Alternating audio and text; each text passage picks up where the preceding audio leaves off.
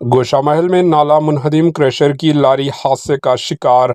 रियासत तेलंगाना के दारुल हुकूमत शहर हैदराबाद के गोशामहल में चाकनावाड़ी का नाला मुनहदिम हो गया, जिसके नतीजे में क्रशर की लारी इसमें उलट गई। लारी का ड्राइवर खुशकिस्मती से जान बचाकर बाहर निकल आया। एक तरफ जहां मुनहदिम होने वाला नाले का काम जारी था, वहीं अब एक और हादसा पेश आया। इस सूरत हाल के बायस मुकामी अफराद को शदीद मुश्किलात का सामना है। मुकामी अफराद का कहना है कि नाले की मुकम्मल तामीर के लिए बार बार दरख्वास्त करने के बावजूद हुकाम कोई तवज्जो नहीं दे रहे हैं और इन्होंने फौरी तौर पर मसला हल करने का मुतालिबा किया है।